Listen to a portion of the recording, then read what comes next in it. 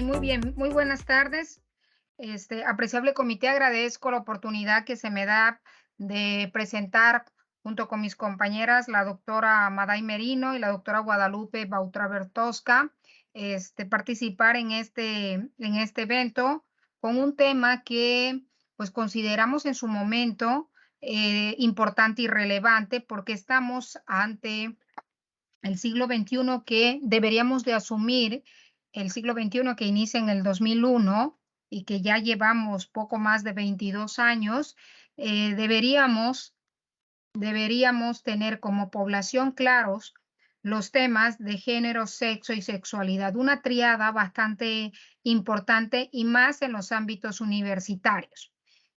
Hablar de estos temas nos conlleva muchas dificultades. Por la premura del tiempo creo que me voy a tener que saltar muchas cosas. Podemos encontrar por allí en la diapositiva una definición de muchas de Marta Lamas. El género es una construcción sociocultural que nos asigna roles. Hay que tener claro qué es género, qué es sexo y qué es sexualidad. Y nosotros lanzamos un instrumento, hicimos un instrumento basado en dos preguntas que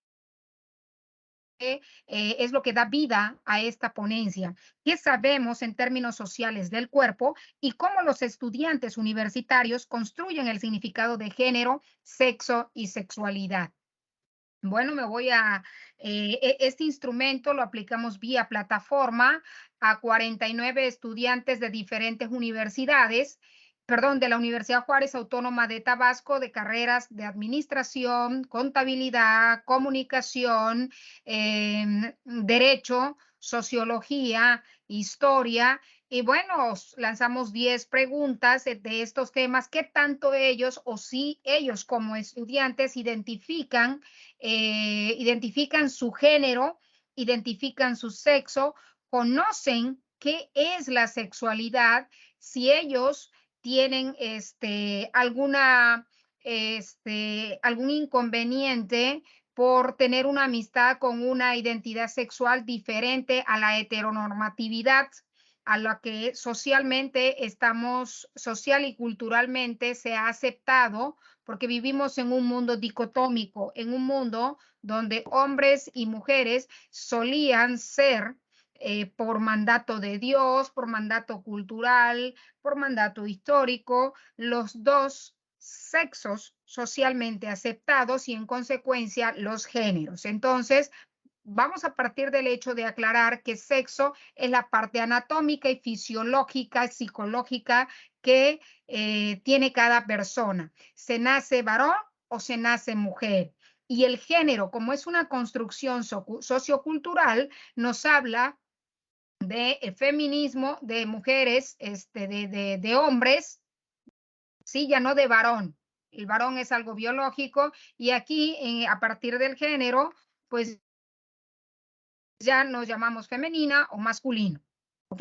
Y entonces al momento de preguntarle a los estudiantes si conocían su género, pues soy varón, soy mujer, algunos decían soy pansexual, soy heterosexual, soy bisexual, etcétera, ¿no? Para ellos no es ningún inconveniente si podemos seguir con las diapositivas, para ellos no le es problema alguno, no les significa problema alguno tener una persona, un compañero, un amigo que pertenezca a otra identidad sexual, ¿no? Pero nosotros sí debemos de tener en claro qué es la sexualidad. Entonces, los estudiantes deberían de saber, de conocer, ¿sí? De que la sexualidad es la percepción que nosotros tenemos, hombres, mujeres, de nosotros mismos. Las diferencias físicas, porque no podemos negar que hay una diferencia biológica, las diferencias se presentan a lo largo de toda nuestra vida. Es más, el sexo nace con la historia misma también, eso que nos quede claro, ¿no? Pero la sexualidad que incluye, la sexualidad incluye nuestro cuerpo, nuestras emociones y las relaciones con los demás. Yo creo que la definición del sexo es algo, pues es algo que no conlleva muchos problemas, ¿no? Porque estas son las características biológicas y fisiológicas que cada ser humano posee, ¿no?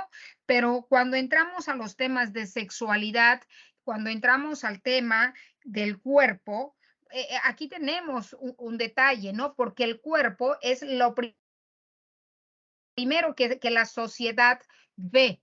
Ahora, lo que representa ese cuerpo, ese es otro problema, porque es el cuerpo, hay un cuerpo simbólico, hay un cuerpo religioso, hay un cuerpo social, hay un cuerpo que es castigado, hay un cuerpo que es señalado, hay un cuerpo que posee un eje cartesiano. El cuerpo es el eje cartesiano que está atravesado por la cultura, por la religión, por la educación, por los sistemas sociales. Entonces, ahí se hace compleja la situación de poder entender y tener, si nosotros tenemos claros estos tres conceptos de género, sexo y sexualidad, no como conceptos, sino como categorías de análisis, porque ahí es donde entra realmente lo rico de la discusión, porque dar una definición no tiene una mayor implicación. El detalle es cuando nosotros abordamos el género como una categoría de análisis o la sexualidad como otra categoría de análisis, porque hoy en día se habla de que hay más de 30, 32 identidades sexuales. Imagínense, ni nos acabamos de entender esa parte, ¿no? Entonces, cuando nosotros aplicamos este instrumento, nos damos cuenta de que definitivamente, y al cuestionársela a los estudiantes si consideran pertinente que en sus divisiones académicas se impartan cursos sobre estos temas, el 99% de ellos refirió la urgente necesidad de aclarar estos temas que para ellos les resulta confuso, porque una persona, un estudiante dentro de nuestro universo de estudio que se movían en un rango de edad entre los 19 a los 23, 24 años de edad, y la mayoría de los que nos respondieron a este instrumento, pues fueron mujeres que pertenecían casi la mayoría a la religión católica. Ellos creen necesario que se les impartan estos cursos porque sabemos que en las diferentes instituciones, en las diferentes academias, pocos cursos se llevan a cabo dirigido a los estudiantes en estos temas que estamos abordando, ¿no? Entonces, la conclusión a lo que quiero llegar, porque yo no sé cómo ando de tiempo, es que pervive dentro del claustro de los estudiantes una seria confusión dentro de lo que es género, sexo y sexualidad. Y si no hay una claridad en estos temas para ellos que están en un proceso de conformación, porque en términos de Bauman, ellos serán nuestros próximos referentes culturales. ¿Sí? Ellos serán nuestros propios, porque recordemos que estamos en una sociedad que se está replanteando.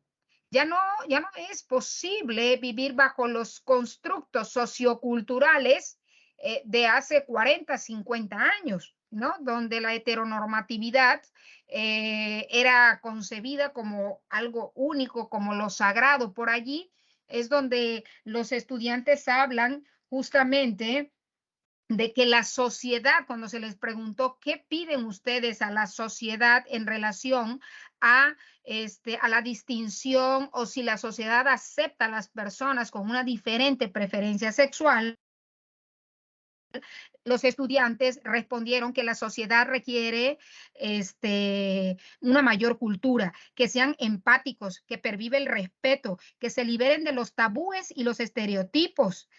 Alguno por allí dijo que no sean metiches, ¿no? Que fluya más la información y el conocimiento acerca de estos temas, que los derechos humanos se respeten y los valores se fomenten. Estas son respuestas que nuestros estudiantes universitarios nos dieron cuando se les cuestionó qué es lo que está fallando en la sociedad al no querer aceptar a la comunidad LGBTQ más. Y dice, hay que amar al prójimo, tener una mentalidad abierta, discriminar menos a las personas, que las personas tengan experiencia en el tema, normalizar las diferentes preferencias. Vean, y me quedo con esta parte, normalizar las diferentes preferencias, a pesar de que existe una total confusión en nuestros alumnados y que ellos plantean que se les dé curso, pero además dicen que se nos dé curso con valor curricular. Eso sí, dos, tres de ellos respondieron que se nos dé cursos con valor curricular. Todo esto que estoy planteando ya de manera muy rápida, porque hay mucho más de dónde abonar, nos hablan de unos estudiantes preocupados en preguntarse quién soy, cómo soy, a qué género pertenezco. Sé que soy hombre, sé que soy mujer, pero dicen hay muchas identidades sexuales. Entonces, yo nada más quiero concluir con esta parte porque creo que el tiempo ya me apremia, ¿no? El Sí, planteamiento y la maestra. respuesta, ahí está, démosles curso a nuestros estudiantes. ¿Vale? Démosle cursos a nuestros estudiantes porque dependiendo de la división en la que nosotros impartamos clases, por ejemplo, su servidora da clase de género, sexualidad y cultura, pero en el área de DASEA, en el área de DAEA, muy probablemente no se les dé estos cursos. Entonces, valdría la pena aun y cuando tenemos en nuestra universidad un departamento de género que muy acertadamente se estableció, se implementó, valdría la pena que hubieran cursos semestrales para que nuestros alumnos conocieran y supieran realmente cuál es su identidad de género, cuál es su identidad sexual, ¿sí? Y que sepan distinguir uno de otro. Bueno, yo creo que aquí me quedo por cuestiones de tiempo, y quedo atenta a los comentarios. Muchas gracias. Con esto concluyo mi participación, estimada maestra Carolina. Gracias, Maestra maestra. Margarita, muy amable, muy interesante su ponencia y les recuerdo que de 12:50 a 13 horas habrá un espacio de preguntas y respuestas. Continuamos con la siguiente ponencia que lleva como título La influencia de la imagen personal en la autoestima de la mujer profesionista. Adelante, maestra Zulma. Ya está puesta la diapositiva. ¿Me puede pasar la siguiente diapositiva, por favor? Ok, el tema es la influencia de la imagen personal en el autoestima de la mujer profesionista. La imagen personal de la mujer se enfoca en el hecho de que la personalidad se proyecta mediante la imagen percibida por los demás. Es decir, se exterioriza por medio de la forma en que se viste, habla, actúa y desarrolla con los demás. Además de tomar en cuenta su aspecto físico y cómo se potencializa o disminuye de acuerdo a su cuidado. No se trata solamente de enfocarse en los aspectos físicos, porque ciertamente puede cambiar la apariencia mediante el maquillaje, el peinado y la vestimenta. Sin embargo, la mujer profesionista va directamente relacionada con su imagen personal. La siguiente, maestra. Eso es un ejemplo de una maestra de la Dan Ríos que por lo regular hice la investigación con un cierto número de maestros a los cuales entrevisté y de algún modo dialogaron acerca de la imagen personal. La siguiente diapositiva, maestra. No la logro percibir, tal vez estamos desfasados. Ahí, perfecto. ¿Qué es la autoestima? Ahí, perfecto. La necesidad de autoestima. La autoestima es necesaria para la supervivencia psicológica. Es un requisito emocional. Sin la autoestima, la vida puede ser enormemente dolorosa. Ella es una docente del área de, del área de enfermería. Este trabajo de investigación se hizo con el apoyo de la licenciada Diana Carolina Ramírez Pérez, la cual es, su especialidad es diseño de imagen, maquillaje e imagen personal.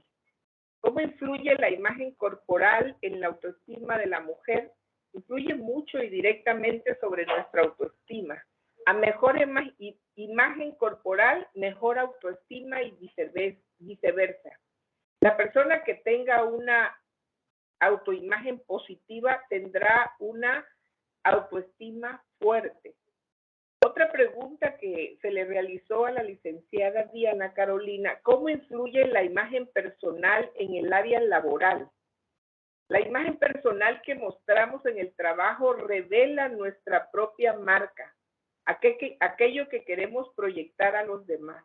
La primera impresión que causamos es crucial para muchos aspectos del futuro. La imagen personal permite que muestres credibilidad, seguridad y elegancia, que puede funcionar muy bien a favor en entrevistas de trabajo o en el entorno laboral. Adelante, maestra.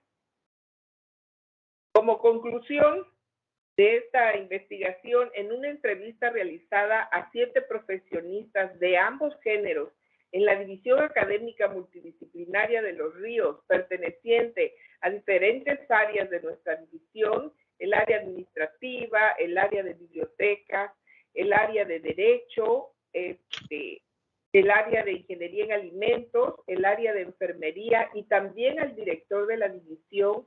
En el diálogo entablado con ellos me permitieron formularle la siguiente pregunta.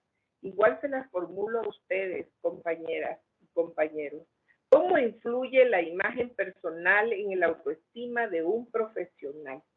Cada uno de ellos convergieron en que la imagen personal es de suma importancia en la docencia, ya que influye mucho y directamente sobre nuestra autoestima. Así, la imagen personal es directamente proporcional a la autoestima y viceversa. La persona que tenga una autoimagen positiva tendrá una autoimagen fuerte. Todos de algún modo convergieron en que la importancia del docente, que se debe vincular a su imagen personal en todos los aspectos de los quehaceres universitarios, cuenta mucho, en virtud que nosotros somos los facilitadores, pero también somos el ejemplo para nuestros estudiantes. Y muchas veces vemos ciertos detalles de compañeros como que su imagen personal no va ad hoc con lo que están realizando. Pero en conclusión, y lo que pude rescatar de las entrevistas de mis compañeros es que la imagen personal es directamente proporcional a la autoestima y eso nos hace ser fuertes. Muy amable, maestra, y muchas gracias. Y este es el fin de mi presentación y ponencia. Continuamos con la siguiente ponencia. Se encuentra Marielena Rincón Aguirre, la maestra Marielena Rincón Aguirre. Pues es que tengo problemas con la conexión, no creo poder activar la cámara, pero aquí estoy. ¿Es posible así? Ok, perfecto, maestra. Tiene usted 10 minutos, por favor, de su ponencia. Y okay. Adelante, maestra, escuchamos. Muchas gracias, estoy desde el teléfono. Bueno, este trabajo básicamente está pensado desde esta nueva contextualización de las familias en esta modernidad que nos ha permitido como entender un poco mejor cómo la cultura se ha ido transformando. Y ya no hablamos de familias tradicionales. Aunado a ello, entonces, estas diferentes estructuras nos han permitido, de alguna manera, ver cómo las familias se constituyen por diferentes personas. Dentro de estas encontramos que se encuentra la homoparentalidad, que ya es reconocida legalmente en diferentes países y contextos. En el estado de Tabasco, el matrimonio igualitario fue aprobado apenas hace muy poco tiempo, el 19 de octubre del año pasado. Si bien es cierto, esta unión ya es legal y en el Código Civil aparece que esta es la unión de dos personas sin importar su sexo, deben de ser mayores de 18 años y que van a realizar la comunidad de vida donde ambos se procuran respeto, igualdad y ayuda mutua. Pese a ello, y justo por eso es que hacemos esta investigación, es que esta aprobación de la ley anterior a que se diera causó mucho revuelo o muchas situaciones sociales en nuestro contexto, en las cuales había muchas como protestas de ciertos grupos para que pudiera llevarse a cabo. Entonces, aquí está, gracias por los objetivos. Nos interesa a nosotros más que la parte de la propia población, sino de aquellas familias homoparentales, cómo viven. Puntualmente está aquí conocer la percepción familiar en referencia a la aceptación social que perciben las familias homoparentales, así como identificar las redes de apoyo y o dificultades que enfrentan las mismas en el municipio del centro de Villahermosa, Tabasco. Los objetivos específicos, ustedes lo pueden ver, que bueno, van con relación hacia la aceptación y a conocer redes de apoyo y o dificultades que enfrentan las familias. La siguiente, por favor. Por otro lado, encontramos que este planteamiento nos lleva de alguna manera a entender que sí, precisamente, las familias se han diversificado. Sin embargo, pese a los estudios, lo que permanece mayormente según la literatura son que hay estructuras tradicionales que se mantienen. ¿Podría adelantar, por favor, la diapositiva? Gracias. Y entonces, al hablar de familia homoparental, más que cuestionar a la pareja, lo que se cuestiona es la intención de la paternidad o maternidad de estas. Está como base si hay o no una adecuada situación con respecto a la crianza de los hijos. Y ese es el cuestionamiento mayor que se hace, que está detrás de esta idea de el matrimonio igualitario, es qué tanto esto entonces va a cambiar a las familias y qué tan bien o no se acepta entonces la crianza de este tipo de familias. La que sigue, por favor. Cabe mencionar que esta investigación la estamos llevando a cabo, estos son avances, la estamos haciendo bajo un corte cualitativo fundamentado en la fenomenología e interaccionismo simbólico, porque estamos entrevistando a nuestros participantes que son dos familias homoparentales. Ambas familias están integradas por mayormente mujeres, son dos matrimonios de parejas femeninas, una con una hija adolescente y el otro matrimonio tiene un niño. En ambas parejas son de alguna manera con ciertas diferencias de edades. La primera pareja fluctúan alrededor de los 40 y los 43 años y la hija es adolescente. La segunda pareja ambas tienen 24 años y tienen un niño de 5 años. En ambos casos, como integrantes de la familia, las madres son biológicas. Una pareja vive en unión libre y la otra sí está casada. Y esta es la pareja más joven y tuvo que acceder a un juicio que les permitiera porque lo hicieron antes de que se aprobara la ley. La siguiente, por favor. Ok, ahora, como parte de los avances, bueno, lo que nosotros hicimos fue acercarnos a la familia y conocer un poco de su estilo de vida y qué tanto ellas se sienten también o no con todos estos movimientos sociales y con respecto a su vida y sus contextos laborales y familiares.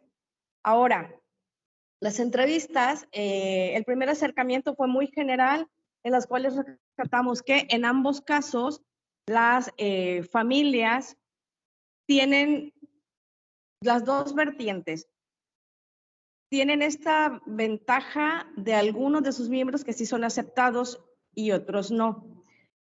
Mayormente quienes no aceptan es un rechazo total a, digamos, la situación que permea todo lo que es con respecto al moral. La segunda, sí hay una aceptación adecuada en las cuales tienen unas redes de apoyos bastante importantes. Mayormente,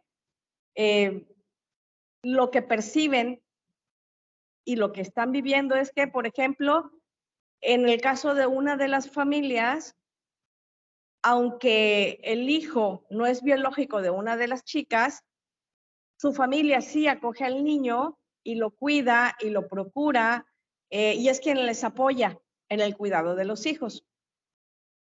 Solo unos familiares muestran un rechazo hacia el tipo de matrimonio. En el caso de la otra pareja, tienen mayor aceptación familiar. Sin embargo, de manera general, sí expresan que a nivel laboral sí tienen algunas como situaciones que todavía no se sienten con la confianza de abrirse abiertamente a expresar que son pareja. La siguiente, por favor. Bueno, ya a manera de conclusión, entonces, nosotros hasta ahorita lo que estamos rescatando y hacia donde vamos a ir es justamente a profundizar más la configuración de la familia y cómo, pese justo a estos rechazos sociales o a estas consignas sociales que llaman o a una defensa de una familia tradicional, atentan de alguna manera con, más bien contra sus derechos humanos y a sus derechos de vivirse como familia, por un lado, y por el otro, justo, como también incluso este apoyo familiar puede ser eso que sostiene la relación para que no se sientan estas familias agredidas. Entonces, nosotros intentamos de alguna manera o vamos a seguir profundizando para poder, perdón, de una forma científica ver cómo justamente las familias homoparentales existen, se legitimice o no, existen y están allí. Y entonces es importante reconocer y velar también por sus derechos. Por mi parte sería todo. Gracias, maestra María Elena Rincón Aguirre, muy amable e interesante su tema. Continuamos con la siguiente ponencia. Nada más recordarles que de 12:50 a 13 horas tenemos la sesión de preguntas y respuestas, por favor. La siguiente ponencia es la fortaleza de los roles de la mujer en los diferentes ámbitos de la vida cotidiana. Autores, la maestra Norma Isabel Portilla Mánica y la maestra Matilde Ulín Barjau. Adelante, maestra Normita. Le escuchamos. Hola, hola, muy buenas tardes. ¿Me gusta abrir su cámara? ¿Sí? ¿Está bien? ¿Se ve? Adelante, maestra. ¿Qué tal? Muy buenas tardes a todos. Bienvenidos aquí a este hermoso congreso. Nosotras, Matilde Ulín Barjau y Norma Isabel Portilla Mánica, servidoras, vamos a hablar acerca de la fortaleza de los roles de la mujer en los diferentes ámbitos de la vida cotidiana. Y comenzamos hablando un poquito acerca de la historia. Histórica y culturalmente, la mujer siempre ha tenido o ha sido más que nada delegada a papeles secundarios en el desarrollo de las sociedades. Desde las civilizaciones antiguas, como la egipcia y la griega, siempre desempeñó roles y funciones inferiores al hombre. Así es, pero en el proceso de transformación de nuestra sociedad, la mujer ha jugado un papel fundamental en las diferentes esferas de la vida cotidiana, como en la educación, Helen Keller, en la política, Evita Perón, en la música, Alondra de la Parra, en la arquitectura, Zaha Hadid, en la medicina, Matilde Montoya, en la educación, en la literatura, Sor Juana Inés de la Cruz, en la ciencia, María Curie, por citar algunas de ellas, ya que existen infinidad de mujeres que han repercutido en la vida, enalteciendo el papel de sus actividades, imponiendo fortaleza, decisión, ahínco y sabiduría. Cada mujer sabemos que tiene un mundo muy, muy importante, con sus singularidades, sus peculiaridades y con una personalidad muy definida y unas circunstancias concretas. Podemos seguir con lo que sigue, que es la mujer a través de la historia. Bueno, la mujer en la prehistoria, en esta etapa, los roles de género no se encontraban aún tan marcados, ni marcados, ¿verdad? La mujer tenía una posición igual al hombre, ya que se le permitía participar en la subsistencia del hogar. Ellas eran imprescindibles para la subsistencia de la especie humana. Continuamos con la edad antigua, en donde la mujer empieza a perder por completo sus derechos. Pasa por debajo de bajo la autoridad de todos los hombres que hay a su alrededor, de lo que es su esposo, su hermano, sus hijos, y estaban también bajo la autoridad de solamente el yugo patriarcal. Bueno, en la Edad Media también se continúa con este yugo patriarcal. La Edad Media fue marcada por una sociedad patriarcal influenciada totalmente por las doctrinas y creencias religiosas.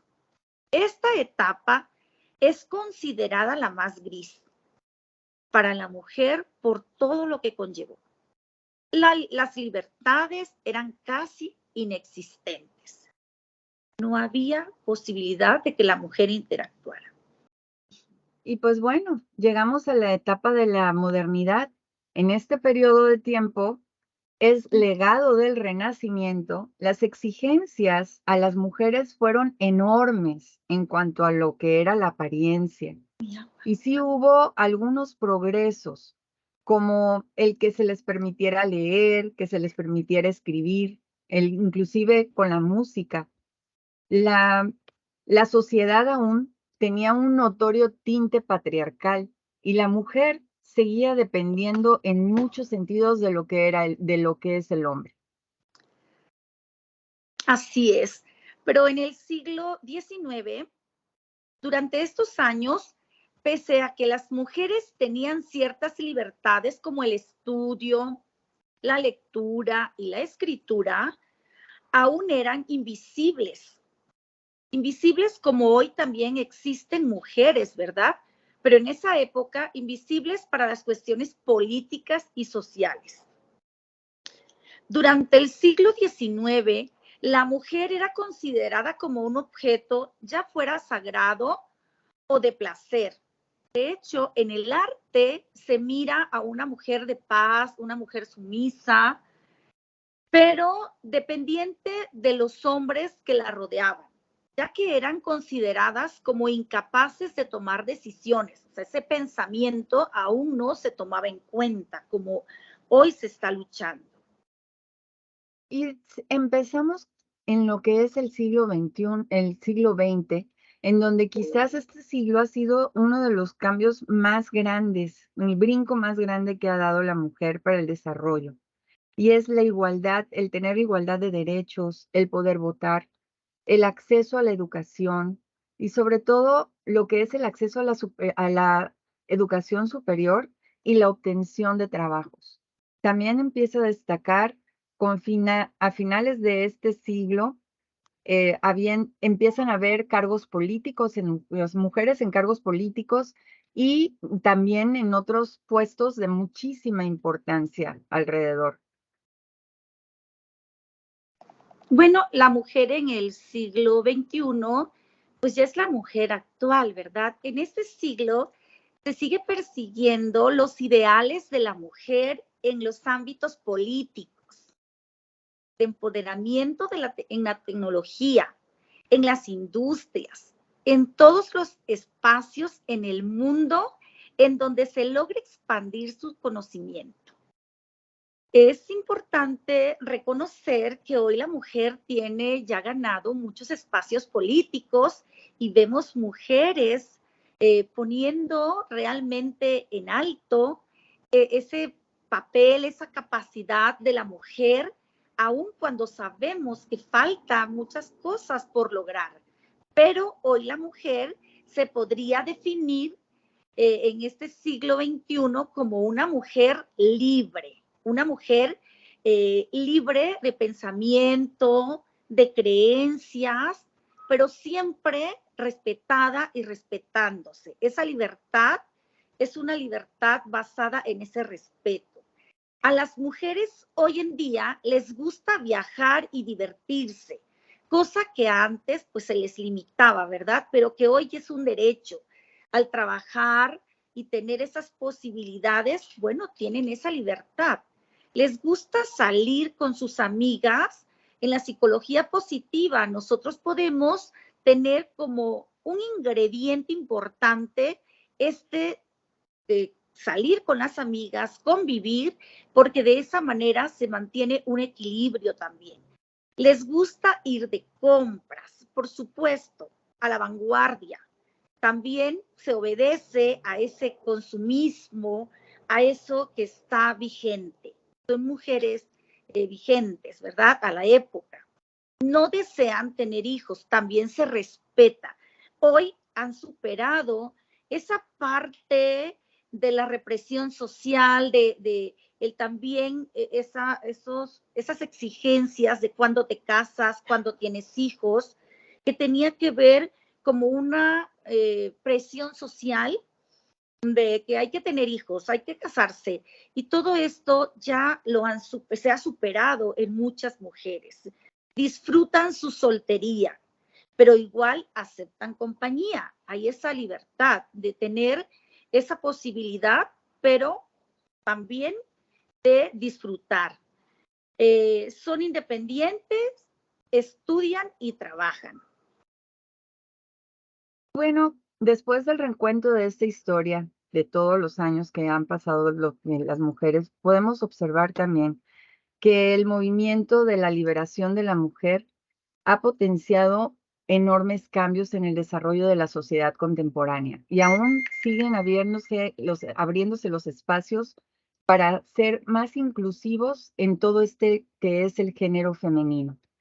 Hay diferentes hitos, entre ellos los que son importantes de seguir puntualizando para que sigamos trabajando en este poder que se necesita para todas nosotras y darnos ese valor, como es el derecho a seguir votando, a seguir diciendo lo que uno piensa, a la alfabetización, a la educación, a lo que es el reconocimiento en los lugares en donde uno trabaja, siendo respetadas también en todos los aspectos por nuestra condición femenina, sobre todo el seguir adelante enalteciendo y reconociendo que también nosotros tenemos la capacidad como cualquier otra persona, como los hombres, y entonces hay que seguir adelante en ello. La mujer ya no puede ser objeto de un adorno, de nada más decir, ay, ella está ahí nada más porque sí, sino el decir, ella está porque realmente es imprescindible para nosotros. Es importante que entre mujeres se desarrollen las actitudes de sororidad, porque ante estas situaciones que hay de violencia y discriminación, machismo, muchas de las mujeres que hoy en día todavía lo padecen en diferentes lugares, inclusive en nuestro país también. Hay que pensar también en las mujeres que no son tomadas en cuenta, pero que tienen un lugar muy importante en la sociedad, sobre todo que son las que hacen que algo pueda funcionar de una mejor manera, en lo que es la industria, en lo que es la educación, en lo que es el arte y todo lo que hay a nuestro alrededor. Aquí, pues nosotros queríamos concluir con unas propuestas. Mati. Sí, bueno, vamos a concluir con esto de continuar el impulso al empoderamiento femenino, es decir, el acceso al control de los recursos materiales que permiten incrementar la puesta en práctica de las capacidades políticas para protagonizar cambios revolucionarios o de rupturas con el orgánico establecido, hacer cambios importantes, impulsar una educación integral en donde se contemplen perspectivas de equidad de género. Aquí es importante reconocer estos pilares de la educación de la UNESCO que tiene que ver con aprender a conocer, aprender a ser, aprender a vivir juntos, pero trabajar también con el ser, reconocernos como esos seres que podemos pues traspasar todas las barreras, pero siempre con el respeto, donde la palabra, los juicios, las emociones tienen una reflexión importante.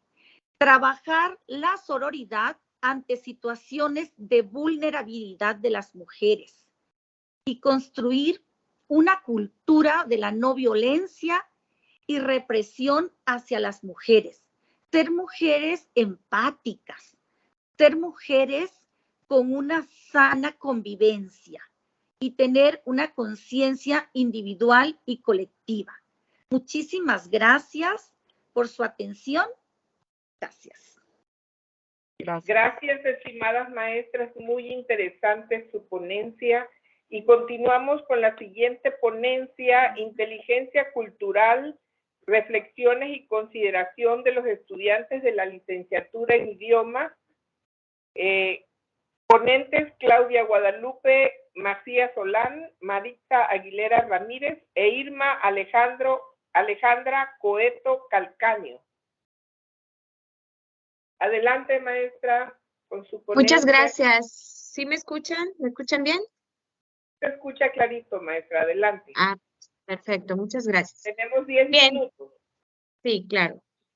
Bueno, vamos a iniciar un poquito con el concepto de inteligencia cultural. Nosotros tenemos en estas diapositivas que la inteligencia cultural nos dice que es la que analiza la cultura de un actor para mejorar la seguridad en un entorno social, político, económico, político o económico. También nos dice que analiza la formación sobre asuntos sociales, políticos, económicos, demográficos para comprender los comportamientos, valores y estilos de razonamiento de un grupo o de un actor determinado. Siguiente, gracias.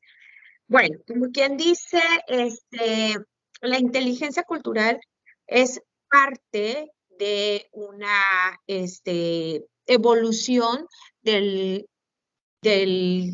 ay, perdón, se me fue la palabra, del término inteligencia, le llamaríamos ahorita inteligencia sociocultural, el cual refleja la forma más precisa del uso de esta disciplina de acuerdo a diferentes fuentes de las que fue tomada estos conceptos, sobre todo relacionados con las ciencias sociales. Bueno, ¿cuál es el objeto? Bueno, pues más que nada es la aplicabilidad de la inteligencia sociocultural como instrumento en la toma de decisiones y, bueno, nos dice que permite participar a anticipar las diversas reacciones de un actor determinado para alcanzar fines estratégicos. Ya si nos vamos muy dramáticos, sería pues a través de medios no letales. En realidad esta parte es para las cuestiones militares. Siguiente, por favor. Gracias. ¿Qué pretende la inteligencia cultural? Bueno, nos dice que comprender la inteligencia, eso es lo que pretende, comprender la inteligencia de un grupo social. Esto nos lleva a que pues debe de existir una conciencia cultural o lo que llamamos también cociente cultural, que consiste en reconocer y entender los efectos de la cultura, sus valores y sus comportamientos. Bien, la cultura tiene tres componentes que podemos ver aquí, son las influencias culturales, variaciones culturales y manifestaciones culturales.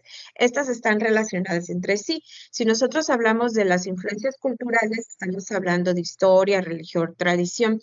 Si hablamos de las variaciones culturales, estamos hablando de valores, comportamientos y formas de pensar. Y si hablamos de manifestaciones culturales, estamos hablando de las demostraciones concretas del comportamiento. Entonces, las influencias explican las variaciones en sí también son causa de las manifestaciones. Entonces, estas variaciones emergen a la superficie y es algo que nosotros podemos observar y nos explica y nos permite explicar y prever manifestaciones, ya que comprenden comportamientos desde el espacio personal hasta la sensibilidad contextual del lenguaje. Cuando hablamos de la sensibilidad contextual, estamos hablando de una comunicación intercultural, ya sea alta o baja de una lengua. Su contexto determinará hasta qué punto es posible atribuir significados a palabras de forma literal sin tener en cuenta las circunstancias que rodean al acto comunicativo. En este sentido, nosotros podemos decir que, por ejemplo, un árabe es una cultura con un alto una comunicación bastante con alta sensibilidad. Y por ejemplo, los estadounidenses serían de bajo contexto, ¿no? Entonces, poniendo un ejemplo, sería que en la proxemia, si un árabe, para él estar cerca de otra persona es un pie de distancia, para el estadounidense son 5 pies de distancia. Si un árabe se le acerca a un estadounidense, pues entonces en este caso el estadounidense por reacción natural se alejaría porque es parte de su cultura, ¿no? Ellos tienden a tener una distancia mucho más amplia. Siguiente, por favor. Bien, entonces pasamos a lo que, una vez que ya tomamos esta parte de la comunicación intercultural, que es la interacción entre hablantes de lenguas y culturas diferentes, como el ejemplo que acabo de dar del árabe y del estadounidense. Los interlocutores que participan en encuentros interculturales han experimentado previamente procesos de socialización distintos y han desarrollado marcos de conocimientos diferentes. Su competencia intercultural les permite satisfacer eficazmente sus necesidades comunicativas, superando estas diferencias. Quiere decir que cuando nosotros hacemos uso de la comunicación, quiere decir que nosotros estamos implicando la inteligencia cultural, porque nosotros ya tenemos en nuestro conocimiento este tipo de actos o este tipo de socialización con la persona, con el interlocutor que es de otra cultura. Entonces, lo que nosotros tenemos que hacer es utilizar eficazmente nuestras habilidades de comunicación. Siguiente, por favor. Bien, aquí llegamos al punto en el que en esta guía de la del programa de estudios de la licenciatura en idiomas, nosotros tenemos, si nos ubicamos en el color rosita donde dice lengua y cultura, la segunda asignatura se llama comunicación intercultural. Quiere decir que los chicos tienen un estudio a partir de segundo o tercer ciclo, llevan esta materia que nos ayuda a entender estas partes que son necesarias de la licenciatura en idiomas. Y bueno, y si nos ubicamos en el verde olivo, nosotros tenemos una materia en quinto ciclo que es de redacción 1.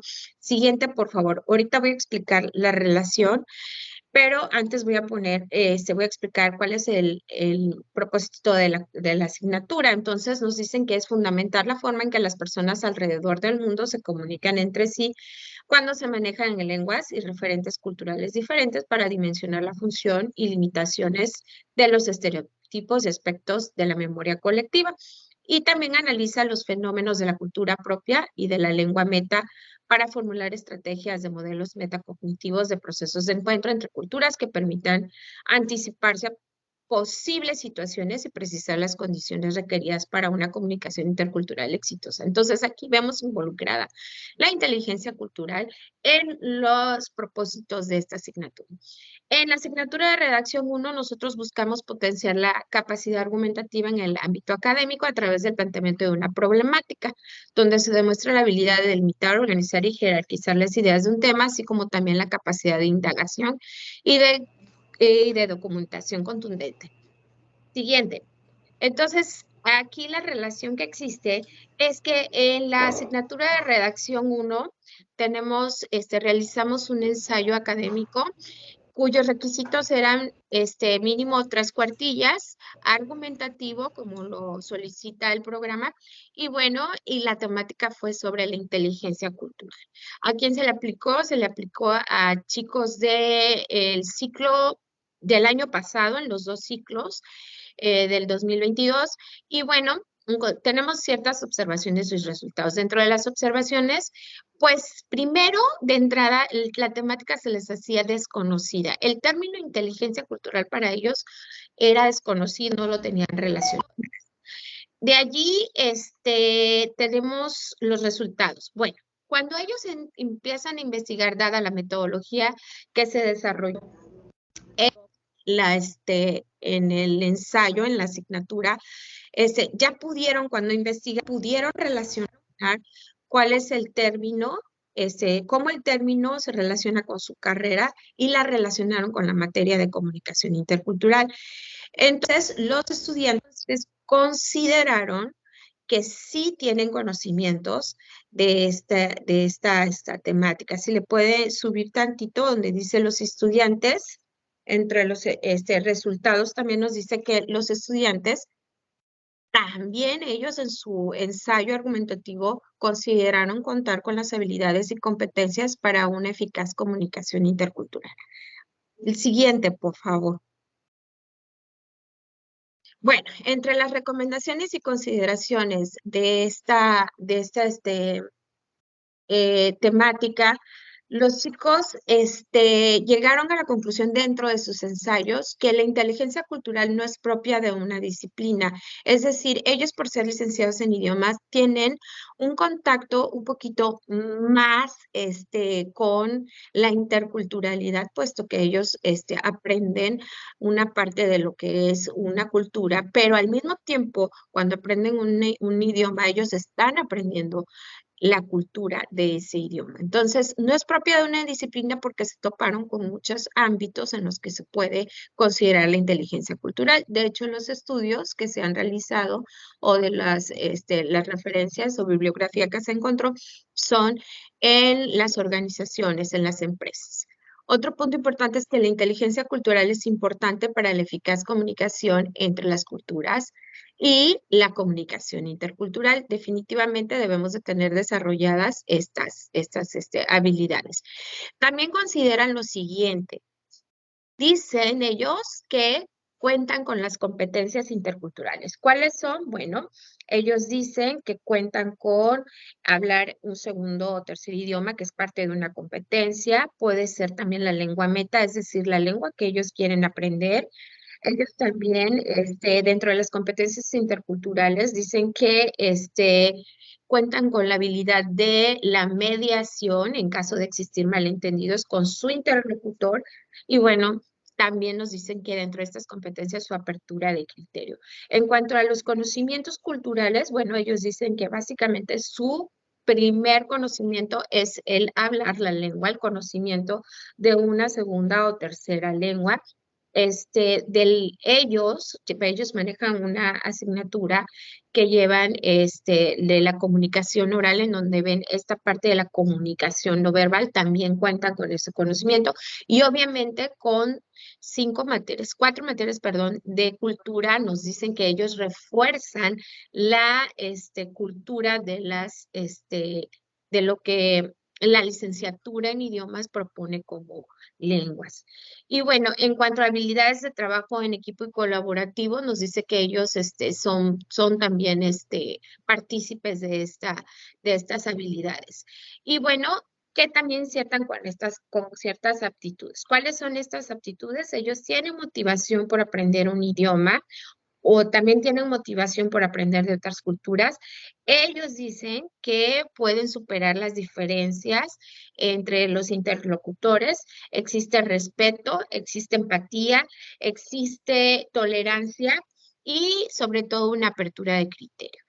Lo único que ellos consideran que les hace falta es aumentar la participación en las diferentes experiencias interculturales reales, y que con eso, bueno, ellos están preparados para estas exigencias del nuevo siglo, en donde están más expuestos a la comunicación intercultural. Muchas gracias. Gracias, mi estimada maestra Claudia.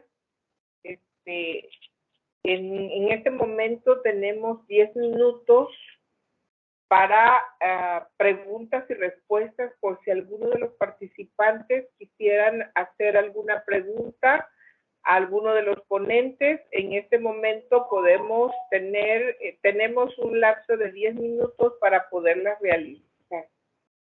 Adelante, maestro, si alguno tiene alguna duda o alguna pregunta para los ponentes, en este momento lo podemos hacer. Si no hay preguntas para las ponencias anteriores, maestra Zulma, ¿podemos continuar con las ponencias? De acuerdo, maestra. Ahí abrí la número 6 que le comentaba yo que no la tengo en mi programa, pero me la mandaron está en mi espacio aquí en Teams. Ah, perfecto. Ok, entonces. O no sé si pasarme a la 8. No, maestra, está muy bien esta del maestro Julio César Cabrales de la Cruz. Está aquí en el grupo, ¿verdad? Está ahí, sí, está ahí presente. Maestro Julio César, ¿está presente? Pudiera abrir su micrófono. Ahí ya lo abrió. Sí, buenas tardes. Ah, perfecto. Buenas tardes, maestro. Continuamos con su ponencia, Estrategia Económica y el Impacto Sociocultural del Pueblo Mágico de Tapijulapa con Perspectiva de Género. Adelante, maestro Julio César Cabrales de la Cruz. Muchas gracias, maestra Carolina. Y bueno, pues gracias también al Sindicato de Profesores e Investigadores de la Universidad Juárez Autónoma de Tabasco y a todas las mujeres que se encuentran hoy aquí reunidas en este Congreso Internacional. El sindicato, como usted lo mencionó, el título de nuestra investigación es la estrategia económica y el impacto sociocultural del pueblo mágico de Tapijulapa, con una perspectiva de género. Le mencionaba que los autores de esta investigación, pues está la maestra María Antonieta Estañol Vidrio, Ana Berta Vidal Fósil y un servidor. El ámbito sociocultural. Bueno, como todos sabemos, o la mayoría de los tabasqueños, pues yo creo que pocos más bien sabemos que Tapijulapa en el año 2010 fue considerado como un pueblo mágico.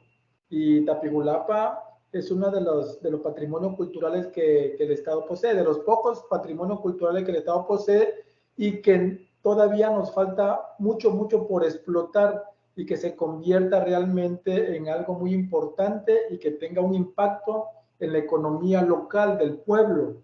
y eso pues beneficia a la comunidad, que fortalezca el trabajo de las mujeres que en su mayoría han sido excluidas en este ámbito social y cultural, y pues que ellas necesitan para su desarrollo de sus necesidades.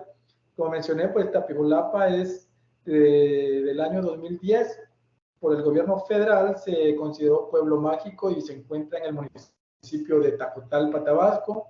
El método que nosotros utilizamos para esta investigación tiene un diseño de índole experimental, de observación, así como de recopilación de datos, de fuentes históricas, a partir de un momento histórico que nosotros podemos tener a la mano, ¿no? de bibliografías y pues de un recorrido que nosotros podemos observar de manera cualitativa.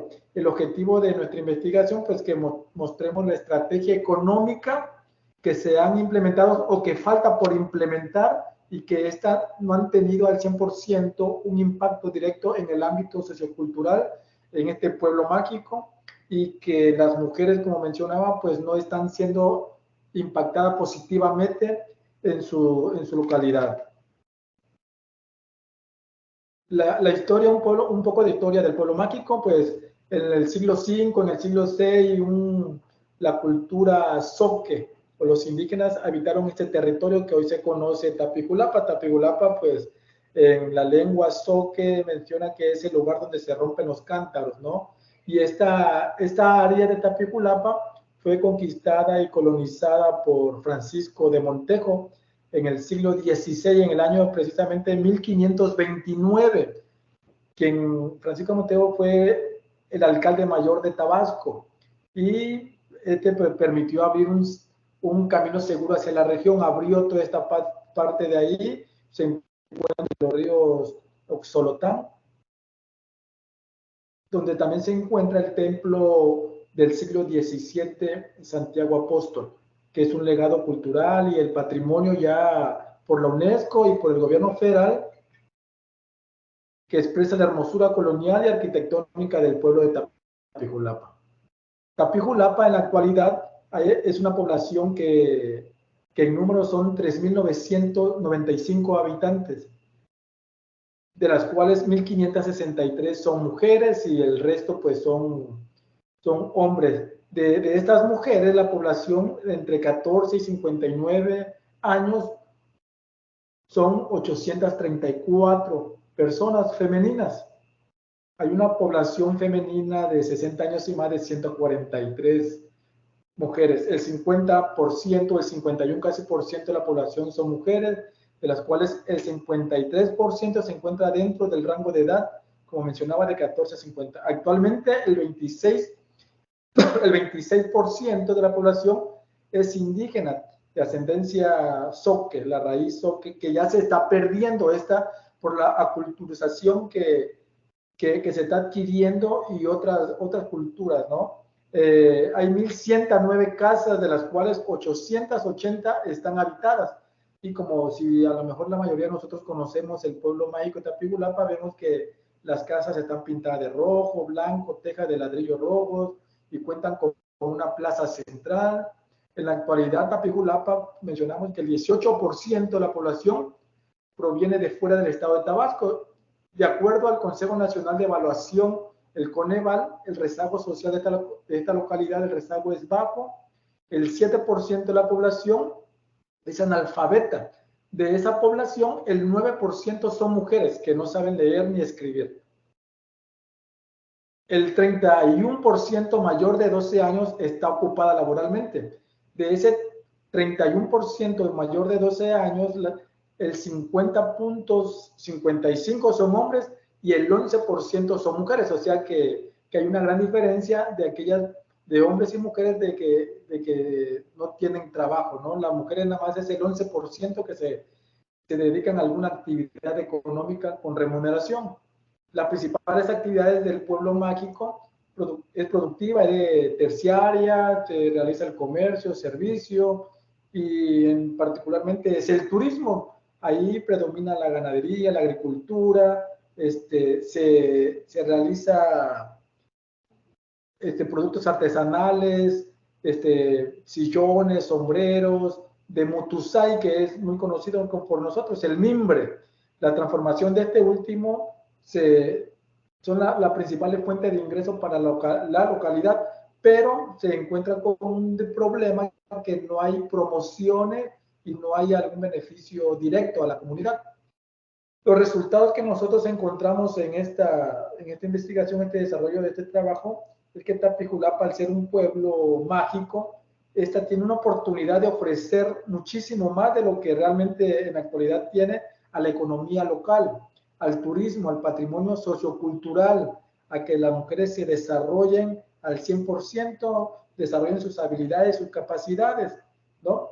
Y nosotros lo que recomendamos, que una de las recomendaciones es de que la Secretaría de Turismo, que el gobierno del Estado implemente y desarrolle estrategias económicas donde la comunidad sea la más beneficiada, porque se considera que hay una mínima retribución de los beneficios. Los beneficios se los llevan en su mayoría algunas empresas o empresas que están dedicadas al turismo y no queda nada en la economía local. Los principales beneficiados de este sector pues son los comercios, los restaurantes, el gobierno mismo, y el último lugar se encuentra el beneficio, en el último lugar se encuentra la comunidad y particularmente las mujeres, ¿no? Y los resultados finales que nosotros encontramos fue que hace falta oportunidad de desarrollo local, potenciar el recurso natural y humano que hay. También encontramos que hay una pérdida de identidad cultural, donde la población está dejando de hablar la lengua zoque y está perdiendo su identidad cultural. Se observó que la población femenina ha estado excluida de la participación de los programas y proyectos sociales. Bueno, en este periodo que nosotros enviamos la presentación o se hizo este trabajo para este congreso, a finales de febrero de este año, el gobierno del Estado, por medio de la Secretaría de Desarrollo Económico, implementó unos programas para las mujeres en coordinación con algunas organizaciones no gubernamentales o sociedades civiles, ¿no? Bueno, entonces creo que la población femenina está siendo muy excluida y no participa tanto en los programas sociales. La población que actualmente demanda los servicios de promoción, de la cultura turística por parte de las autoridades y que no están enfocadas a las mujeres. Bueno, en conclusión, pues, si se implementaran políticas adecuadas y que no nada más se encuentren en los programas estatales o municipales de desarrollo, sino que realmente eso que se escribe en los programas, en los planes, realmente llegue y se realice y se hagan y se cumplan los objetivos que se plantean en un plan de trabajo del gobierno, del Estado, ¿no? Que se desarrollen esos proyectos y programas. Y esto será crucial para el éxito y la sostenibilidad del pueblo, para la economía. Se debe aprovechar la riqueza natural que tenemos el pueblo, que es nombrado pueblo mágico por su historia, los atractivos que tiene actualmente, que se dé un mantenimiento constante a la imagen urbana, que dé una promoción intensivamente a nivel local, como nacional e internacional, y que tenga un impacto directo en la comunidad, especialmente y particularmente a las mujeres. Muchas gracias. Gracias, estimado maestro Julio César. Muy interesante su plática y cosas que desconocíamos de Tapijulapa. Continuamos con las ponencias. Se encuentra la maestra Claudia Edith Gamas Castellanos o la maestra Yasmín Isolda Álvarez García. Maestra Zulma, por ahí no veo presencia de estas dos estimadas maestras. Sí, maestra, tampoco tengo su presentación, no nos llegó. Podríamos pasar a la siguiente. A la siguiente, exactamente, la siguiente se encuentra la maestra Cintia del Carmen Gómez Gallardo. El maestro Héctor Herrera. Héctor Herrera Barragán. Ah, perfecto, mi estimado maestro. Entonces continuamos con su ponencia del maestro Héctor Herrera Barragán, maestra Zulma.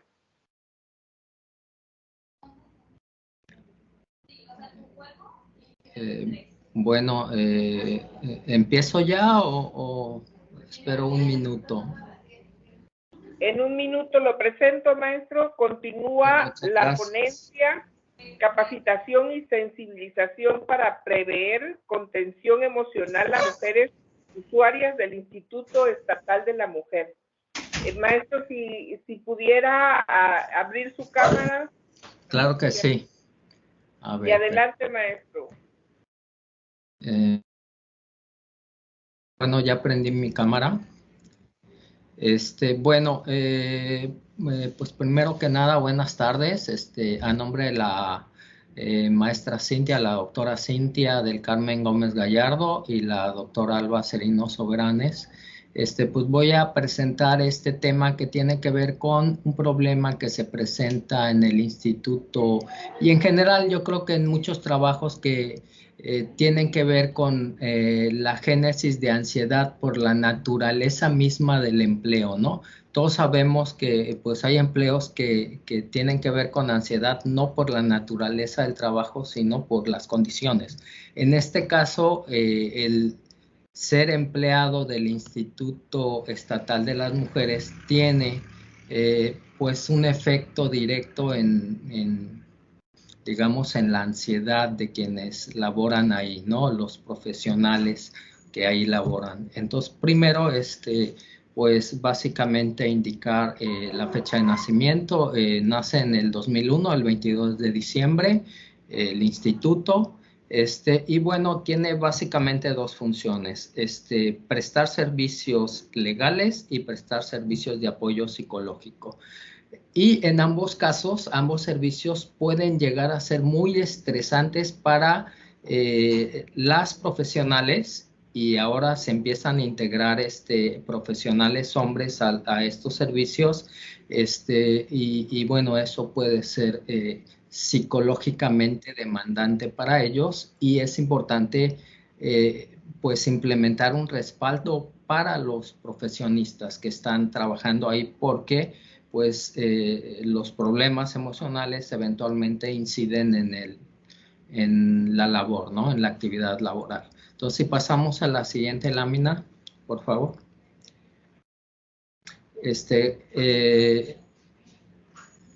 Bueno, como les decía, las personas que trabajan en estos espacios están sometidas a un gran desgaste físico y mental, ¿no? Hay varios tipos de trastorno que incluso se pueden presentar. Aquí se señala el trauma vicario que tiene que ver con un poco la lógica de lo vicario es representar lo que sucede en otro lado, ¿no? Entonces, si de pronto estamos en contacto con gente que atraviesa por momentos muy difíciles, pues puede suceder que eso se contagie, ¿no? No es que nos esté pasando a nosotros, pero estar tan cerca de los problemas, pues nos mete en problemas también. Es un poco la idea del trauma vicario y pues se puede producir incluso el conocido síndrome de burnout. Y bueno, también la compasión puede generar problemas en estos espacios, ¿no? Y bueno, pues este tipo de desgaste psicológico de los y las profesionistas, fundamentalmente son mujeres, puede repercutir en el servicio que prestan a las usuarias del instituto. Entonces, es muy importante cuidar la condición psíquica de estas pues, servidoras públicas, ¿no? Entonces, esa parte es algo que se ha pretendido trabajar en esta práctica que se ha propuesto pues con estudiantes de la licenciatura en psicología. Entonces, si pasamos a la siguiente. Entonces, la propuesta para el trabajo con el personal del instituto es se funda básicamente en la idea de contención emocional. Digamos que las profesionales del área del derecho y del área de la salud mental que laboran en el instituto pues se dedican justamente a la contención, las del área emocional, contención emocional, las psicólogas, y también el apoyo jurídico que tiene que ver con cierta lógica de la contención, porque el apoyo jurídico produce cierta seguridad en las usuarias, ¿no? Entonces, pero hay que trabajar con la contención hacia las trabajadoras, y esa parte es muy importante y no se puede descuidar. Entonces, la propuesta va justo en ese sentido. Y bueno, pues ya se hizo una intervención desde la perspectiva humanista, que un poquito más adelante voy a explicar de qué se trata. Y pues básicamente una palabra central, la repito, tiene que ver con contener emocionalmente. El término contención es de uso tradicional en la psicología y tiene que ver incluso con el hecho de, bueno, en términos de desarrollo, del hecho de que los niños necesitan del apoyo de las madres para adquirir confianza en sí mismos y poder actuar libremente en el mundo. Entonces, la contención es necesaria para la posibilidad de ser libres en este sentido, ¿no? Entonces, es una idea base. Ahora, ¿cuál es el principio que se intenta sostener en esta propuesta, en este trabajo? Pues hay un psicólogo ya fallecido del siglo pasado, muy popular en los años 70, que en alguna época, precisamente previo a 1970, que es cuando publicó el libro de grupos de encuentro, tuvo varias experiencias de trabajo con grupos, y a él lo animan básicamente 3 principios para pensar la psicoterapia, ¿no? Lo que implicaría la posibilidad de desarrollo y crecimiento del otro, ¿no? Y el acompañamiento a ese crecimiento. Entonces, lo primero sería,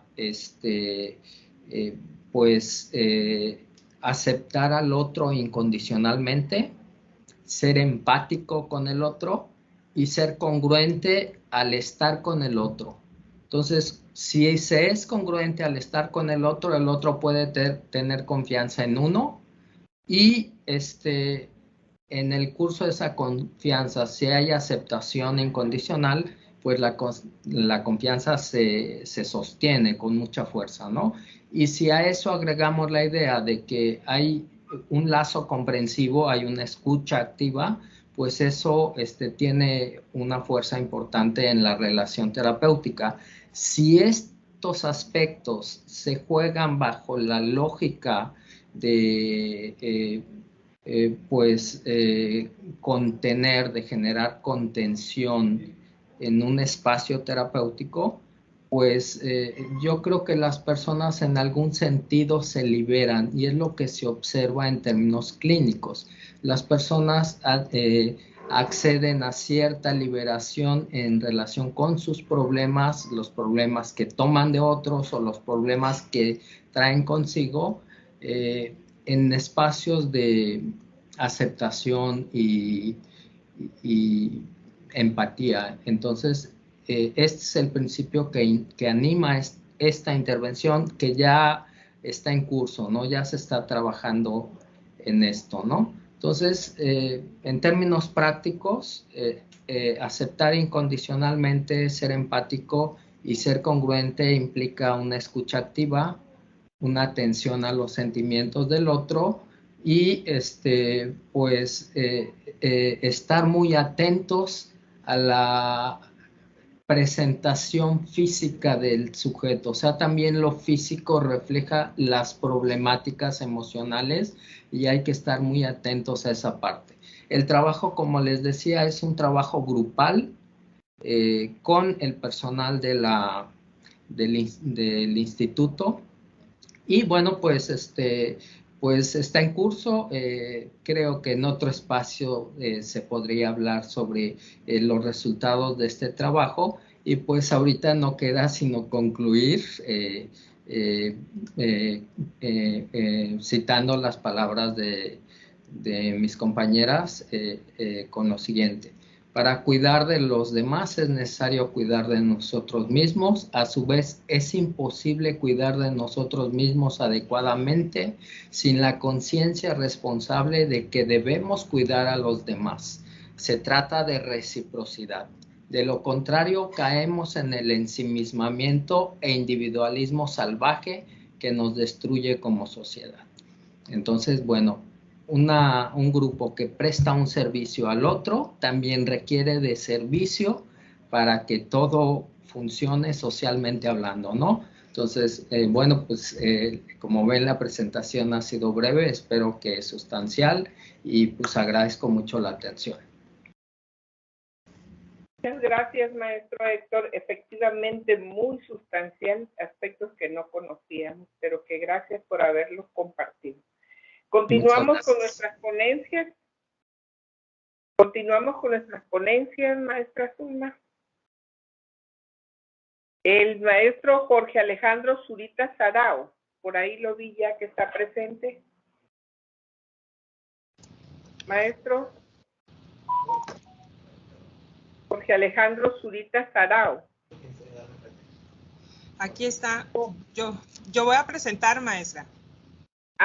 María de los Ángeles aquí Jiménez Calderón. Sí, estamos los dos, pero lo aquí estamos los dos. Compañera. Ok, un gusto saludarlos. Me permiten presentarlos. La siguiente ponencia, las mujeres y la digitalización, la importancia de los medios universitarios y las TIC durante y después de la pandemia del COVID-19. Adelante, estimados maestros, tenemos tiempo de 10 minutos. Muchísimas gracias y por la presentación, maestra. Muy buenas tardes a todos. Y como bien lo mencionó nuestra presentadora, es un trabajo que realizamos en conjunto con mi compañero y amigo Jorge Zurita, y lo que el día de hoy venimos a compartirles es parte del trabajo que durante este proceso de pandemia hemos vivido todos los que hemos colaborado en la dirección del Centro de Comunicación, el CECOM, que la mayoría de ustedes nos conocen, y que desde hace más de 10 años pues los medios universitarios forman parte de ellos. Ya ustedes conocen la radio, Radio Hat, con su nueva frecuencia, y la televisión, que es el medio más joven que tiene nuestra universidad, que es el 35.1 de canal digital terrestre, canal 35 TV UJAT, y precisamente pues este proceso de pandemia que todos vivimos de una manera u otra, pues los medios de comunicación fueron fundamentales, y sobre todo más los que surgimos desde una perspectiva desde la misma vida universitaria. Entonces, precisamente quisimos abordar este tema muy importante, ya que en la dirección o el personal que trabaja en esta dirección, tanto en radio como en televisión, pues la mayoría, en más de un 60%, somos mujeres, y bueno, en conjunto con mis compañeros varones pudimos realizar muchísimas actividades al alcance de nuestros televidentes y sobre todo también de nuestros radioescuchas. Debemos recordar que precisamente esta pandemia que inicia un 11 de marzo del año 2020, pues nadie estaba preparado para vivir lo que en estos 2-3 años precisamente experimentamos cada uno de nosotros desde nuestras diversas perspectivas. Precisamente la Organización Mundial de la Salud hace de manera oficial a nivel internacional que lo que se estaba viviendo no era algo que nada más iba a pasar por unos días, sino que iba a estar pues meses, casi 3 años viviendo esta cuestión. Y precisamente algo que nosotros empezamos a notar y que nosotros experimentamos como personas, con nuestras familias, pues es que no estábamos preparados para un encierro. Creo yo que durante estas fechas perdimos amigos, perdimos compañeros de trabajo, familiares. Entonces, pues nuestra percepción de vivir encerrados, pensamos que iban a ser un par de días y tuvimos que hacerlo más de 2 años. Nosotros como medios de comunicación, aunque estábamos dentro de la universidad, que surgimos dentro de la universidad, hay un reglamento de la Ley Federal de Radio y Televisión que nos decía en uno de sus artículos que los medios de comunicación eran importantes en cuestiones de pandemia o situaciones de desastres, mantener informados a la sociedad de lo que estaba aconteciendo a su alrededor. Pero, ¿qué sucede? La pandemia no solamente provoca una cuestión de enfermedad, sino que también empieza a ver de por sí ya las mujeres en la cuestión de la economía global. No participamos o no tenemos tanta injerencia, pues imagínense para aquellas que están dentro o inmersas de una u otra manera en los medios de comunicación. Y entonces, la pandemia, ¿qué sucede? Entonces, empieza a haber una cuestión de cuestiones de tecnología. No todos estábamos, pues, confinados, muchas de ustedes o muchas de nosotras somos madres de familia, tenemos hijos, en que pues precisamente la educación tiene que buscar una alternativa. Ya los medios de comunicación no solamente informamos, sino que también las instituciones educativas tenían que buscar medios idóneos para poder informar y sobre todo que no parara la educación. Por lo tanto, pues en este 2020 no solamente queda marcado como la necesidad de una cuestión médica, sino que también nos empezamos a enfrentar con cuestiones de tecnologías. No tenemos tantas computadoras en casa, comúnmente se tiene de 1 a 2 computadoras en casa, pero pues el trabajo de las mujeres no para. Entonces muchas de nosotras somos profesionistas, somos amas de casa, pero también somos investigadoras en la parte del área de comunicación. Bueno, nosotros teníamos el objetivo de seguir informando. Entonces, si seguimos a la siguiente diapositiva, por favor. A pesar de la situación que nosotros estuvimos viviendo durante el 2020, 2021, parte del 2022, pues también no solamente las cosas malas hay que mencionarlas, sino que también hay cosas positivas. ¿Qué nos permite? Un impacto positivo para la sociedad, porque aunque no estábamos capacitados para vivir en familia, estamos conscientes de que a pesar de las diversas tipos de familia en las que nosotros estamos conformados, bueno, la cuestión de la reunión familiar siempre se llevaba al final, ¿no? Entonces ahora el tiempo de encierro nos hizo que nosotros nos reuniéramos como familia, pero nosotros, los que estamos de este lado, como la radio y la televisión, en el caso de la universidad, pues nosotros nos poníamos un reto enorme porque teníamos que generar diversos contenidos. Hay muchas investigaciones que se realizaron durante todo este tiempo de pandemia, de encierro, de que la gente nos llegamos a estresar al escuchar tanta información de tanto número de fallecimientos. Cuando llega, de hecho, al estado de Tabasco, que empezamos que no iba a llegar a México, ni mucho menos a la entidad tabasqueña, bueno, pues empezamos a generar muchísima información. Las redes sociales, la tecnología que está a nuestro alcance a través de una iPad, a través de un dispositivo electrónico, pues era constante. Entonces nosotros como medio de comunicación también teníamos que ver que toda esta información que llegara a nuestro público objetivo, a nuestro televidente, a nuestro radioescucha, y que también nos sigue a través de las redes sociales universitarias, llegara también información de calidad, veraz, que viniera de las fuentes precisamente fidedignas como la Secretaría de Salud o de nuestra Secretaría de Gobierno. Además, la pandemia también nos permite acercarnos, pero a pesar de estas cuestiones de buenas que suceden dentro de esta magnitud de la pandemia, pues sucede algo muy importante y que tenemos que remarcar, es que continúa la brecha de género y sobre todo generacional.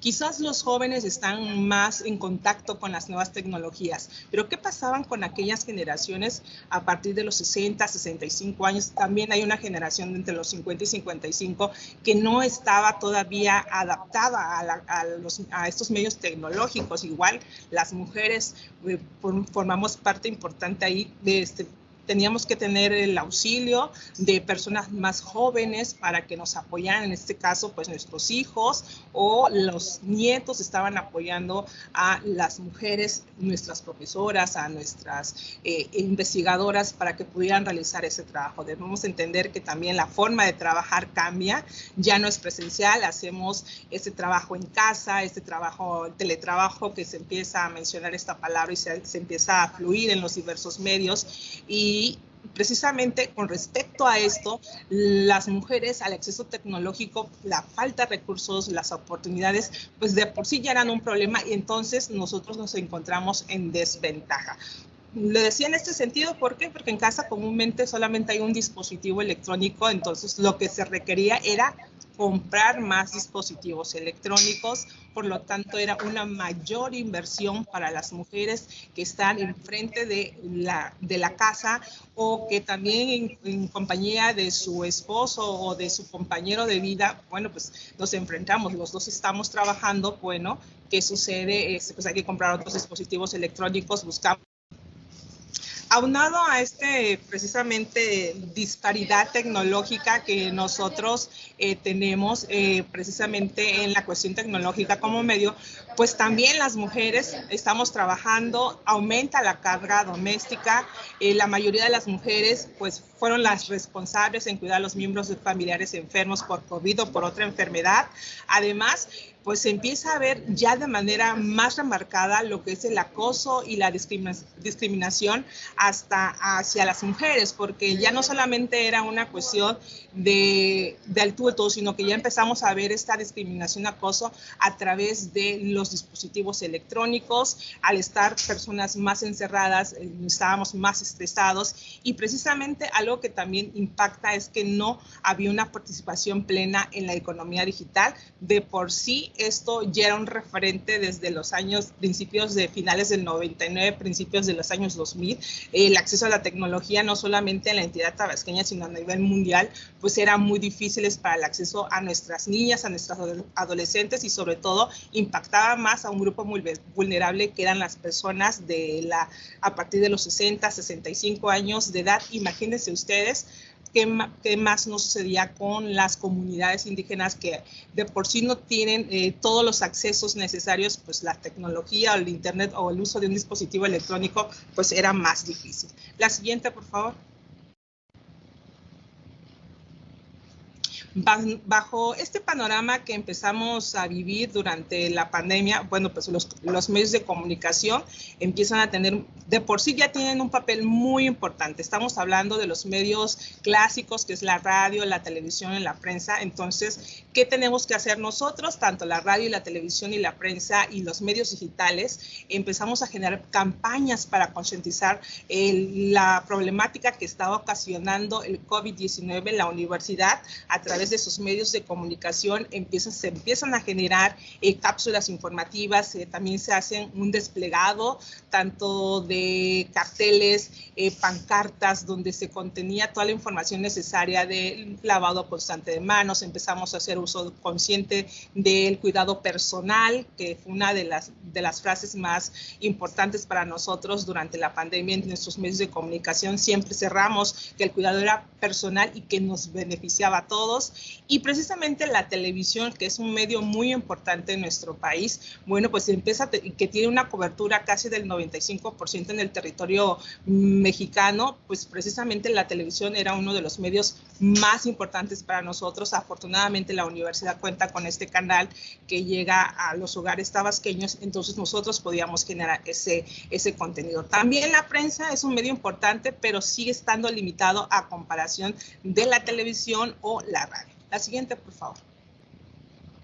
Ahora bien, precisamente es lo que todos de una u otra manera vivimos. Las universidades empiezan a modificar su manera de llevar a cabo las actividades. Todo empieza a ser en esta plataforma virtual. Se nos complica a muchas de las mujeres llegar precisamente a ese entorno virtual. Y no solamente la docencia estaba impactando este nuevo método, sino también nosotros como medios de comunicación. ¿Qué sucede? A finales previo a la Semana Santa de marzo de 2020, pues nosotros empezamos un periodo vacacional. La mayoría del personal de la universidad, profesores, administrativos, nuestros alumnos, y nosotros como medio de comunicación íbamos relativamente a tener un pequeño descanso que era necesario para todos y todas. Y bueno, pues nos vemos enfrentados a esto. Nos vamos aproximadamente todos los que conformamos la dirección del SECON Radio y Televisión, soporte técnico, todo el personal, pues aproximadamente nos fuimos 4 semanas de descanso. Esto cambia relativamente, hace un giro de 180 grados. ¿Por qué? Porque nosotros como medios de comunicación, aunque estamos inmersos dentro de la universidad, nuestro trabajo era seguir informando y llevándole información precisamente a nuestro espectador, a nuestro radio escucha, pero también no solamente la información que conllevaba a la pandemia, sino que también esa información que les pudiera distraer a cada uno de los grupos que tenemos. Entonces, como ustedes saben, nuestra televisión y radio universitaria está enfocado a varios segmentos. En el caso específico, la radio ya tenía un segmento en específico para la comunidad infantil y para nuestros profesores, los espacios de divulgación que tenemos, y lo mismo sucedía en el área en el caso de TV UJAT. Siguiente diapositiva, por favor. Y bueno, pues los medios universitarios, ustedes ya muchos de ellos han tenido la oportunidad de participar con nosotros a través de las concesiones de 35.1, que es la concesión más joven y nueva que tiene nuestra universidad, que es TV UJAT, y el 107.3 de FM. Bueno, pues nos sumimos a ese reto que representaba continuar ofreciendo contenido sin descuidar la seguridad del personal. Las primeras semanas que tuvimos nosotros de encierro como cuidado precautorio para todos y de manera obligatoria, bueno, se hizo un programa de noticias. ¿Podemos seguir con la siguiente diapositiva, por favor? Ahí está bien, muy bien, gracias. Precisamente, pues en el espacio informativo, tanto de la radio como de la televisión, y en este caso más enfocado a TV UJAT, bueno, el espacio de noticias que estaba en 2 bloques de 30 minutos en la tarde y 30 minutos en la noche, se hace un espacio informativo de 10 minutos con información de manera generalizada y muy propia para nuestra barra programática, porque a pesar de eso que nosotros teníamos que cumplir con todos estos requerimientos que las instancias que nos regulan la radio y la televisión teníamos que cumplir. Entonces, momentáneamente se detuvo la producción, todo el personal que estaba colaborando con nosotros, tanto en la radio y en la televisión, paramos actividades, empezamos a trabajar de manera virtual, empezamos a hacer reuniones, empezamos a que nuestros flujos de trabajo fueran precisamente diferentes, pero adaptados a esta nueva normalidad que nosotros estábamos empezando a vivir. Y precisamente a mediados del 2020, la televisión empieza a tener un cambio de formato en noticias, y precisamente en este espacio informativo que es UJAT Noticias, en su versión tanto televisiva como radiofónica, bueno, pues empieza a tener mayores secciones. Empezamos a redescubrir también que había muchas otras mujeres que estaban trabajando en pro de la economía familiar, en pro de la economía del Estado. Empezamos también a hacer trabajos de investigación con muchos de ustedes con respecto a la salud, y precisamente empezamos a hacer estos trabajos de mujeres artesanas, de empresarias que de un momento se quedaron estancados económicamente, pero nosotros como medio universitario ofrecíamos precisamente estas alternativas. Nos acercamos con las empresarias tabasqueñas, con las artesanas tabasqueñas, que vieran que Radio UJAT y TV UJAT en sus espacios de noticias, en sus espacios informativos, pues estaban presentes. Entonces tenemos un sinnúmero de reportajes que nuestras compañeras y compañeros reporteros estuvieron realizando y que siguen realizando después de la pandemia. Y aquí les presentamos, ustedes vean con referencia a la producción que durante el 2020 al 2022 nosotros hemos realizado. Como bien se los mencionaba al principio, la mayoría de las personas que colaboramos en los espacios de noticias, tanto de radio y televisión, la mayoría éramos mujeres o somos mujeres. Entonces tenemos camarógrafos, tenemos productoras, tenemos conductoras, tenemos reporteras, y bueno, pues los números empiezan a hablar. Ustedes ahorita se observan en la pantalla, vemos las diferencias en la cuestión de la producción. En estos casi 3 años, Noticias no ha dejado de trabajar en ningún momento. Trabajamos prácticamente los 365 días del año. Ustedes pueden ver que este formato que de repente ya estaba de 30 minutos, ahora se queda establecido de 1 hora, para televisión y de 2 horas para noticias. Entonces, la producción empieza a aumentar. Eso también a raíz de que cuando empezamos después de la pandemia y que ya las actividades se vuelven presenciales, por lo tanto, nosotros empezamos a generar mayor contenido de las actividades que nuestros profesores, que nuestros alumnos y que la universidad genera para la sociedad, y sobre todo que también tuvimos la oportunidad de empezar a sacar y ver y dar a conocer la realidad de lo que estaba viviendo el tabasqueño, el ciudadano de pie, el ciudadano que sabe que tiene a su hija o a su hijo en nuestra institución. Ustedes ven la producción de notas universitarias durante el 2020 y 2022, fueron de 13,200 notas. En las entrevistas tuvimos más de 15,400. También generamos información internacional con nuestros allegados internacionales que la universidad tiene a través de la red de radio y televisión a nivel nacional. Y de la cuestión de la producción de noticias de radio es menos porque nos enfocamos a trabajar más en la televisión. Teníamos que proyectar y hacer uso de nuestro canal televisivo. Siguiente, por favor. Pues como para ir ya cerrando el trabajo de Radio y TUJAT a través de su espacio en noticia, bueno, seguimos construyendo y haciendo y acatando las normas que de acuerdo a la Secretaría de Salud nos empezó a aplicar, y sobre todo que también durante el 2020 no se dejó de trabajar para los espacios infantiles, que también para nosotros era muy importante no dejar este público que era muy necesario. Siempre se platicó de que los niños también estaban estresados y que requeríamos recuperar estos espacios. Afortunadamente, bajo la dirección de cada uno de nuestros directores y sobre todo de nuestro rector, bueno, empezamos a contribuir. Y precisamente para ir cerrando con este tema, es muy importante dar acceso a la información relevante que contribuye a cerrar la brecha que existe en la adopción de estas nuevas tecnologías de la información y de la comunicación, tanto de hombres y mujeres, en especial el de las mujeres.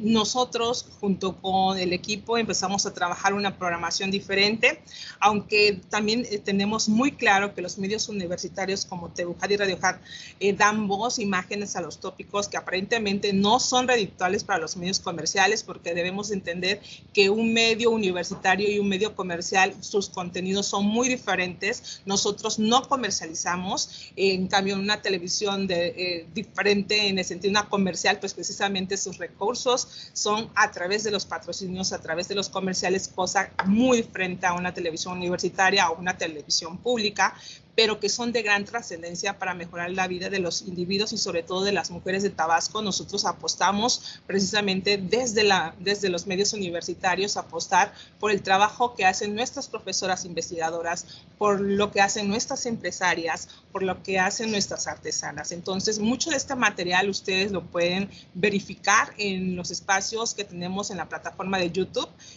Pueden encontrar todo el trabajo que se realizó durante estos 2 años. En 10 minutos no podemos decir mucho de lo que ha trabajado la televisión y la radio universitaria. Es un compromiso que todos los que integramos, tanto los espacios informativos y como de los hombres y mujeres que no se ven, que están detrás, desde el soporte técnico, desde el camarógrafo, desde el operador de audio, que comúnmente son las personas que no salen, que no se ven, también trabajaron a la par de cada uno de nosotros. Y bueno, pues los que tenemos la oportunidad de salir a cuadro, también el esfuerzo y agradecimiento también de los hombres, de nuestros compañeros que estuvieron con nosotros a la par, y sobre todo el compromiso que tenemos de seguir informando. Y bueno, pues seguimos en ese trabajo, en este proceso. Tenemos una nueva frecuencia con el objetivo de llegar al alcance y sobre todo seguir informando al tabasqueño de lo que está haciendo nuestra comunidad universitaria. En nombre de mi compañero Jorge Alejandro Zurita Sarao, María de los Ángeles Jiménez Calderón, agradecemos su participación y sobre todo su atención. Muchas gracias. Gracias, maestra. Solamente para informarles que al final nos queda una ponencia. Al final de esta ponencia podemos hacer preguntas y respuestas. Bueno, en realidad no es una pregunta. Buenas tardes a todos. No es una pregunta, más bien es un comentario. Noto todas las participaciones de esta aula, más que interesantes. Supongo que de las demás están igual de interesantes que estas. Veo apasionadas a mis compañeras y a los compañeros diciendo, exponiendo sus propuestas, sus Bueno, trabajos. perdón. Sí. Tenemos problemas de conexión. Aquí está la maestra Candelaria. Ah, ok. Le comentaba que este fue con la finalidad de dar a conocer el concepto de sororidad para efecto del empoderamiento de las mujeres. Entonces, se trata de reconocer la autonomía de las mujeres, lograr reconocer la importancia de su papel en los diversos ámbitos en los que las mujeres se desarrollan. Socialmente se nos educa en la competencia, la envidia y la desconfianza. Conforme crecemos, las condiciones de las diversas esferas que generan mayores dificultades para el desarrollo de las mujeres en cualquier ámbito logran que se rompan tabúes y que tratemos de fortalecer los lazos entre nosotras. Por ello, fue lo han escrito Miguel de Unamuno, quien planteó la necesidad de acuñar un término para referirse a la hermandad femenina, que es sororidad, que es lo que estamos viendo. La sororidad trata de la solidaridad entre las mujeres, es decir, de la capacidad de brindarnos apoyo mutuamente a pesar de las diferencias que puedan existir entre nosotras, ¿sí? Entonces, para que una mujer pueda ser sorora o empoderar a más mujeres, pues es ayudar a otras mujeres a salir de la violencia de género, ayudar a otras mujeres a alcanzar la independencia económica, ayudar a otras mujeres a sentirse bien con su cuerpo, ayudar a otras mujeres a luchar por la causa feminista. También puede ser dejando de criticar o juzgar a otras mujeres, ¿sí? Respetar las relaciones sentimentales de las demás. Si ves que alguna mujer es víctima de violencia, no se dude en brindar su apoyo, saber escuchar, ayuda dentro de sus posibilidades, ser amable y seamos aliadas y no enemigas. Por eso decimos aquí, otro ejemplo, que educar a las niñas con la sororidad es esencial para fomentar la igualdad de género y romperlos con los estereotipos de género. Aquí mostramos algunas situaciones en las que puedes enseñar la sororidad a tus hijas a través del ejemplo. Y aquí anota ella los pasos a seguir. Alégrate por los éxitos de otras mujeres. Cuéntales historias y cuentos sobre mujeres que han conquistado cosas importantes en sus vidas por ellas mismas. Demuéstrales que las mujeres pueden ser amigas y colaborarse entre ellas y que ellas pueden hacer lo mismo con sus amigas. ¿Sí? ¿Seguimos? Bueno, y aquí marca la sororidad, utiliza el apoyo mutuo entre mujeres por encima de todas las cosas. Convierte a tus congéneres en aliadas para que no quede ninguna mujer sin sororidad. Escucha sin interrumpir, lo que comentaba hace un momento. Rechaza toda violencia lingüística, basta de insultos sobre el físico, no juzgues a nadie por estándares de belleza heteronormativos, denuncia toda violencia machista, no culpes a quienes son víctimas del sistema patriarcal, critica el refranero popular machista, apoya toda feminidad, inclusive no machista. Yo creo que si logramos todo esto, como queremos ser una mujer empoderada, vamos a lograr muchas cosas. ¿Seguimos? Bájale tantito. Un poquito abajo, por favor. Un poquito. Ahí. Ahí sí. Empecemos hoy. Debemos comenzar a practicar la sororidad desde el núcleo familiar. Llevarlo a cada esfera en la que nos desarrollemos es la única forma de cómo podemos generar una cultura de respeto y pertenencias. Los niños son la promesa de un cambio radical, por ello deben comenzar a relacionarse con otras niñas desde otra perspectiva, la del cuidado y la del amor, desde la fraternidad femenina.